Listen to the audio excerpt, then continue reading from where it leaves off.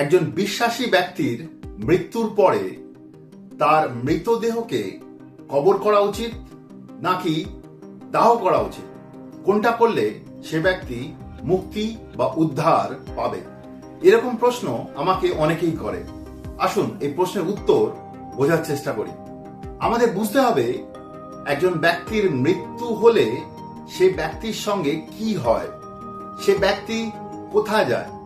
মৃতদেহের কবর করা বা মৃতদেহকে দাহ করা এগুলো কি সত্যি গুরুত্বপূর্ণ ওই ব্যক্তির উদ্ধার পাওয়ার জন্য? আসুন আমরা বাইবেল থেকে সত্য বোঝার চেষ্টা করি।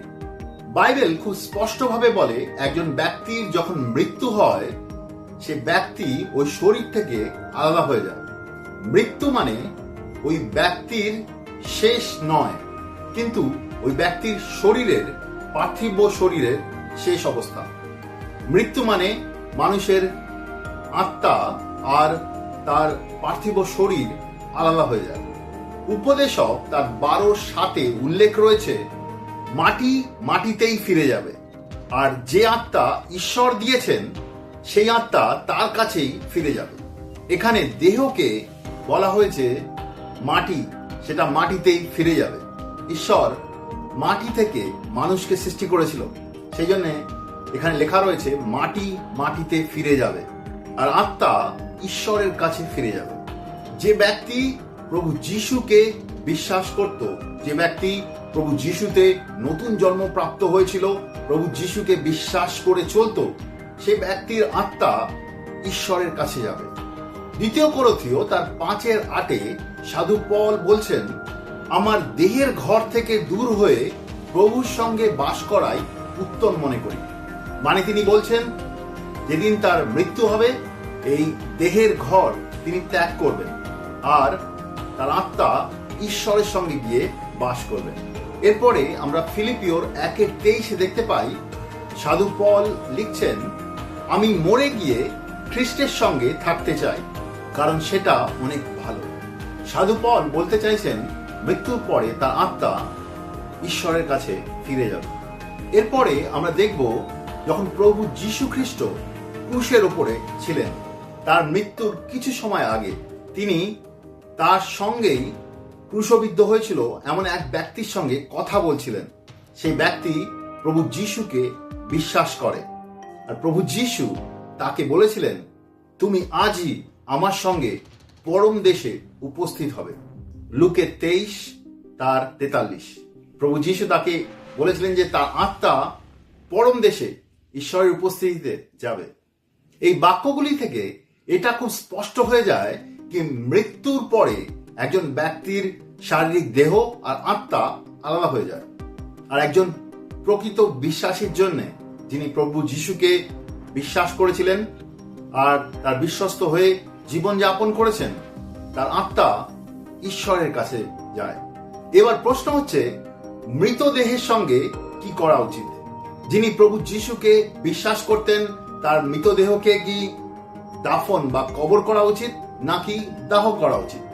এখানে বুঝতে হবে মৃতদেহকে দাফন করা বা দাহ করা এটা সম্পূর্ণ সাংস্কৃতিক রীতিনীতি বা প্রথার বিষয়।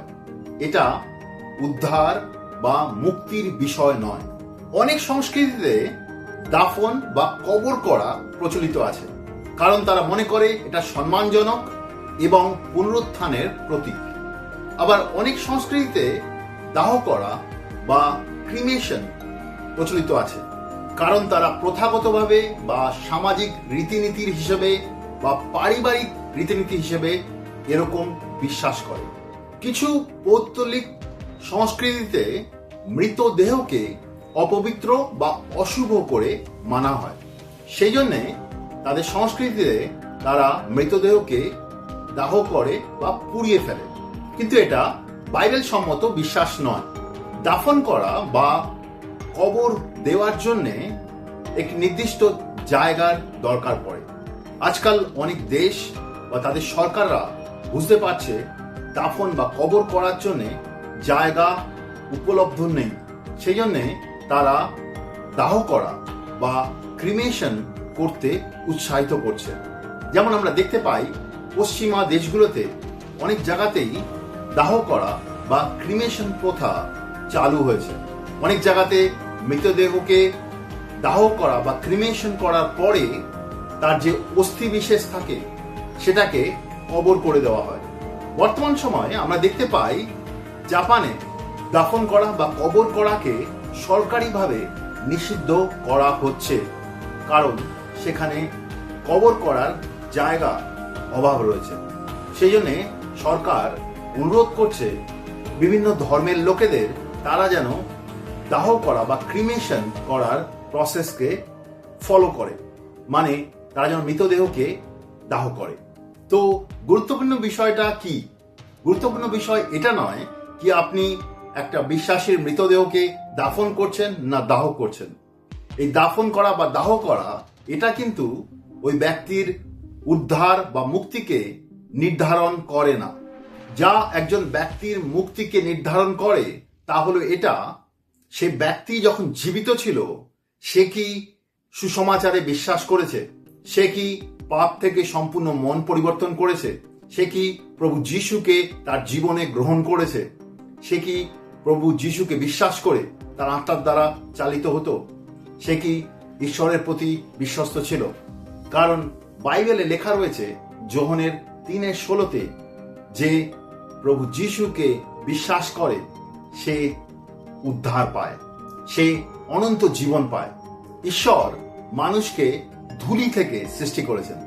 ঈশ্বর চাইলে মানুষকে ধুলি থেকে বা ছাই থেকে বা সমুদ্র থেকে বা জগতের বাতাস থেকে, যে কোনো জায়গা থেকে ঈশ্বর তাকে পুনরুত্থান দিতে পারে। সেজন্য মনে রাখবেন, মৃত্যুর পরে মানুষ এই শরীর ছেড়ে ঈশ্বরের কাছে ফিরে যায়, তার আত্মা ঈশ্বরের কাছে ফিরে যায়, কিন্তু এই দেহ মাটিতে বা ছাইতে ফিরে যায়।